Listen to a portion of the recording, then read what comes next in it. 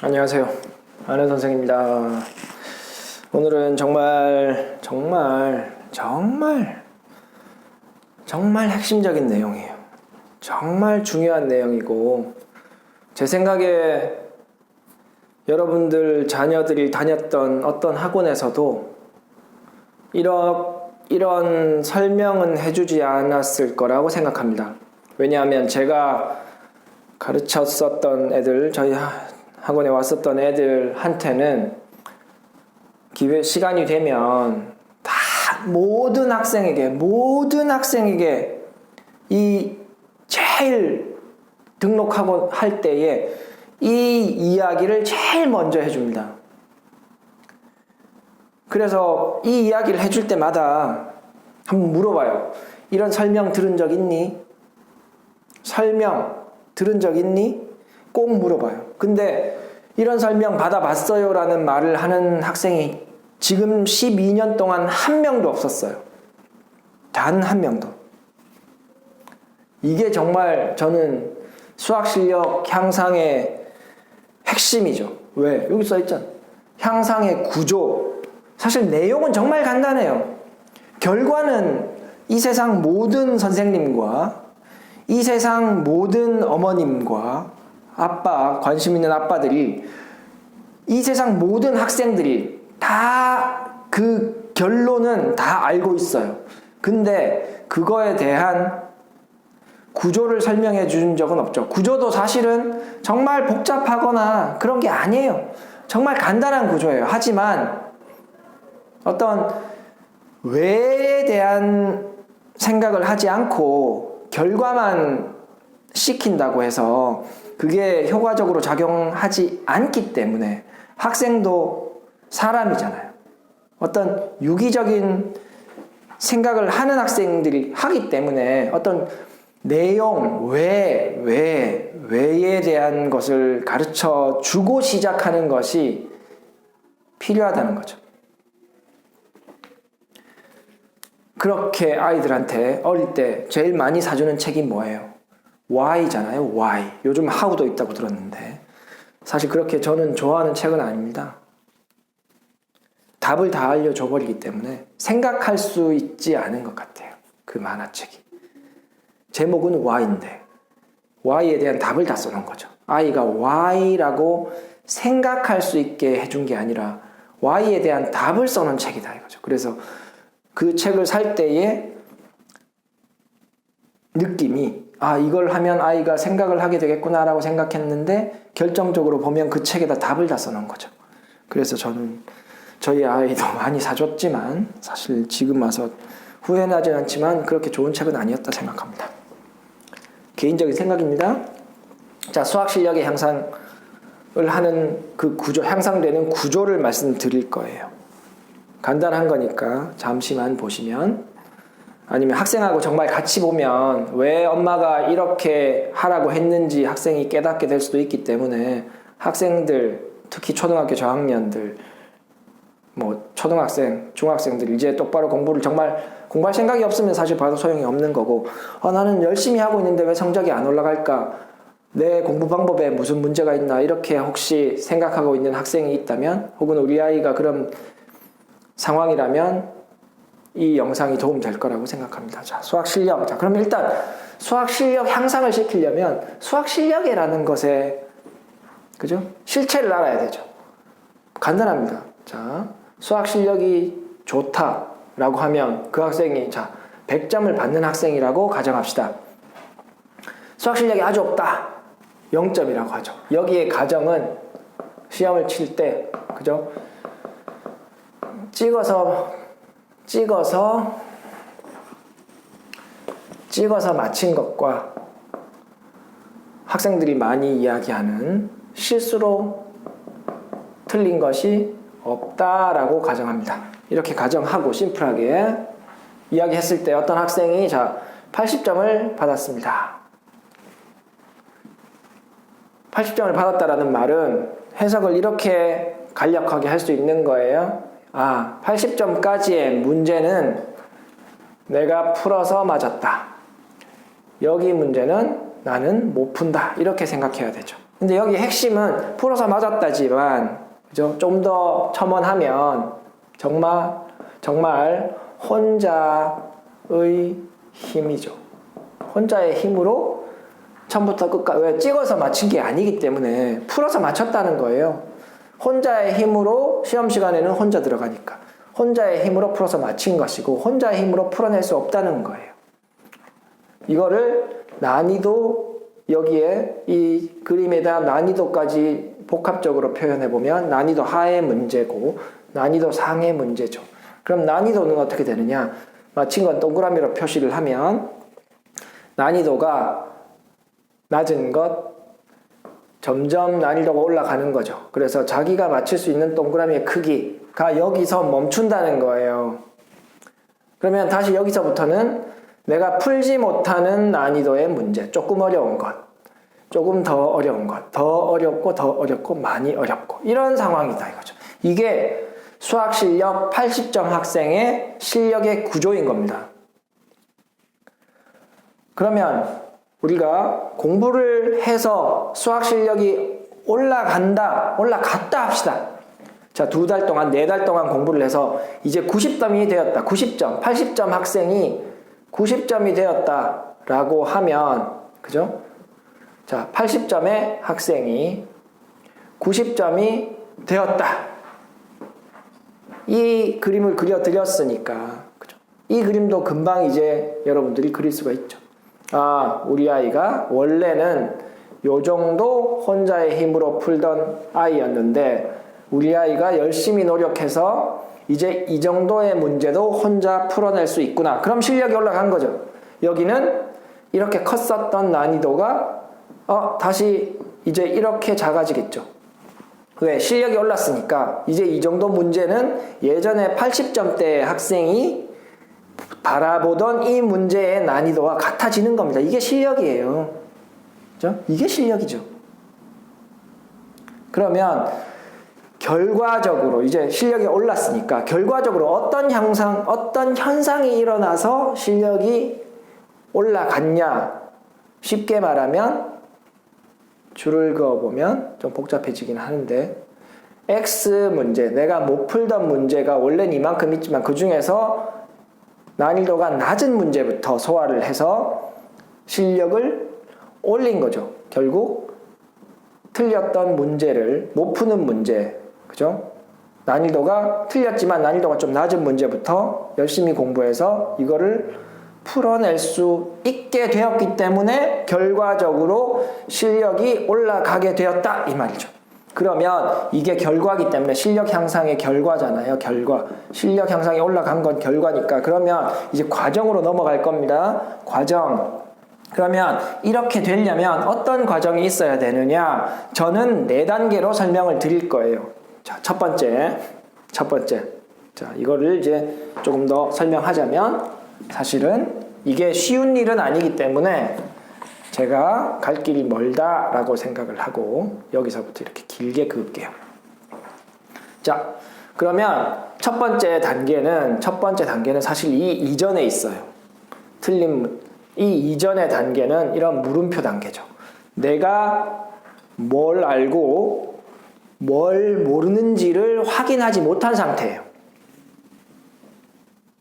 그렇기 때문에 그럼 확인을 해야 되는 거죠. 확인을 하기 위해서 제일 먼저 해야 되는 첫 번째 작업. 첫 번째 작업은 문제집을 안 풀어본 문제를 풀기를 하는 겁니다. 대부분 학생들이 사교육을 받기 때문에 일반적으로 이런 것들을 숙제라는 이름으로 학생들이 하게 되죠. 자, 그러면 숙제를 하면 어떻게 하는 거예요? 1번부터 100번까지 있다고 칩시다. 그러면 막 푸는 거예요. 정신없이 일단 열심히 한다고 치고 정신없이 풀었어요. 그래서 100번까지 다 풀었어. 자, 그러면 대부분의 95%의 학생들이 어떤 일을 하느냐? 내가 열심히 했구나 라고 생각을 하죠. 내가 열심히 숙제를 했으니까 성적이 올라갈 거야. 이런 착각에 빠집니다. 그죠? 근데 가만히 생각해 보세요. 제가 말씀드린 이 구조에서 풀기를 했다라는 말은 아직 1번을 한 겁니다. 1번. 여기에서 물론 못 푼 문제는 자기가 못 푸는 거라고 확인이 됐겠지만 사실은 그렇지 않잖아요. 풀었던 문제에도 틀리는 문제가 많을 수 있죠. 풀었는데 다 맞췄어. 그러면 문제집 선택이 잘못된 거죠. 레벨이 더 올라가야 되는 거죠. 자, 그러면 일반적으로 풀기를 다 했어. 숙제를 열심히 했어도 1번을 한 거기 때문에 아직 실력은 언제 올라간다 그랬어요? 여기에 도달해야 실력이 올라간다 그랬죠. 그러면 1번을 해도 실력은 안 올라간다는 겁니다. 그래서 아이들이 착각하는 거죠. 대부분의 95%의 아이들이 숙제하고 나서 숙제 안 하는 애도 95%에 포함되지만 숙제하고 나서 나 공부 다 했어. 숙제 다 하고 공부 다 했어. 이렇게 되는 겁니다. 자, 어쨌든 여기서 1번에서 제가 말씀드리고 싶은 거는 숙제는 공부가 아니다. 숙제는 공부의 시작이다. 숙제하는 방법도 제가 영상을 찍었어요. 초창기에. 그거 보시면 숙제를 우리 학생이 이 문제를 풀 때 어떤 자세로 어떤 방법으로 풀어야 하는지 거기 다 나와 있으니까 제가 이 영상 끝부분에 영상을 제가 기억한다면 링크를 걸어 둘 테니까 그거 클릭해서 보세요. 자, 숙제는 공부의 시작인 겁니다. 그러니까 숙제조차 하지 않겠다고 하면 공부를 안 할 거라고 생각하시면 돼요. 공부를 안 한다라고 저는 숙제 안 하면 공부 안 한다고 공부할 생각이 없다고 생각하는 사람이에요. 자, 그러면 숙제를 했다 칩시다. 자, 숙제를 다 했으면 아직 공부는 한 건 아니기 때문에 이제 숙제를 했기 때문에 그 다음 단계로 갈 수 있는 거예요. 그 다음 단계는 뭘 하겠어요? 집에서든 문제집을 풀었으면 그 다음 단계 가장 쉽죠. 채점하는 거.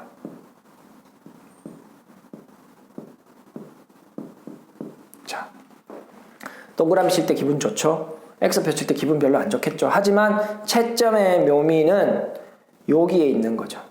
이거는 버리는 거예요. 이거는 버리는 거예요. 왜? 이거는 내가 숙제하는 방법 보시면 알겠지만 숙제는 혼자 풀라 그랬어요. 혼자 풀어서 맞힌 문제, 이 문제는 요 난이도 안에 있는 문제예요. 그러니까 공부 안 해도 되는 문제죠.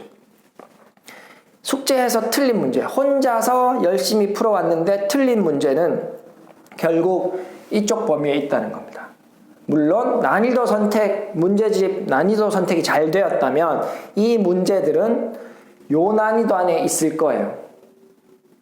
자, 그러면 어쨌든 모르고 정말 열심히 다시 풀어봤지만 그래도 모르는 문제가 있으면, 그죠? 여기까지가 2단계. 2단계는 내가 뭘 모르는지를 확인한 단계죠. 그럼 채점해도 실력은 그대로예요. 실력은 여기에 도달해야 되니까. 하지만 채점을 했는데 모르는 문제가 나왔고 아무리 풀려고 해도 안 풀리니까 이제 사교육을 하고 있다면 설명을 듣겠죠. 사교육을 받지 않는 학생이면 답안지를 좀 참고해서 힌트를 얻거나, 그죠? 그런 이제 선생님을 대신하는 도구를 사용하는 거죠.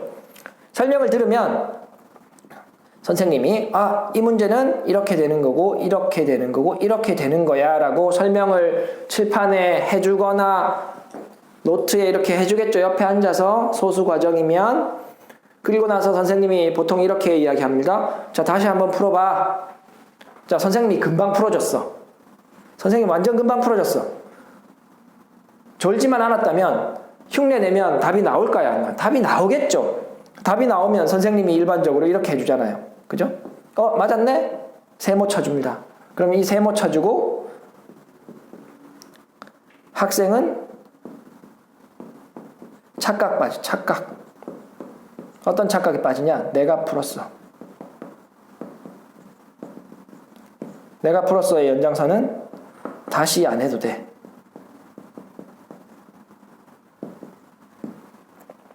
이렇게 생각한다는 겁니다. 자, 그러면 이 삼각형은 우리가 이 동그라미까지 가야 하는 이 긴 여정에서 어디에 있냐면 사실 삼각형은 여기 X에 붙어 있어요. 얘는 아는 문제, 얘는 혼자의 힘으로 풀어낸 아는 문제예요. 아는 문제. 아는 문제를 많이 만들어야 되는 거예요. 근데 얘는 알 것 같은 문제죠. 알 것 같은 문제인데 애들은 착각에 빠지는 거예요. 내가 풀었어. 다시 안 해도 돼. 얘는 자기 실력이 여기에 도달한 줄 알아요. 아는 문제. 근데 대부분 이러는 학생들이 시험 치면 틀린다니까요. 틀린다니까. 시험 치러 들어가면 자기들이 틀린 문제들 대부분은 풀어봤던 문제예요. 자, 만약에 여기서 중단을 하면 학원 수업이나 이런 것들은 대부분 여기서 중단하게 됩니다. 진도도 나가야 하고 계속 그 단원만 공부할 수 있는 구조가 아니잖아요. 그래서 1번, 2번, 3번 1번, 2번, 3번의 이 사이클을 그죠? 중학생들은 99% 돌아요. 중학생들 정말 99% 정도가 이런 사이클로 공부합니다. 숙제하고 채점하고 설명 듣고 다시 풀고 숙제하고 채점하고 설명 듣고 그 자리에 다시 풀고 거의 1% 수준이 4번을 하게 되는 거죠. 자, 4번은 제가 다시 가르쳐 드릴 텐데 이런 식의 사이클을 돌면 이렇게 되는 거예요. 숙제해서 채점해서 다시 학원에서 다시 풀고 다시 숙제하고 결코 이쪽으로 오지 못하는 거죠. 이렇게 되면 어떻게 되냐? 시간이 지나면 얘가 알 것 같은 문제로 남아있는 게 아니라 다시 이쪽으로 가게 됩니다. 다시 이쪽으로 가서 뭐 이런 상태로 남아있다면 얘는 알 것 같은 문제로 남아있는 게 아니라 이제 이름이 바뀌어요. 본 적 있는.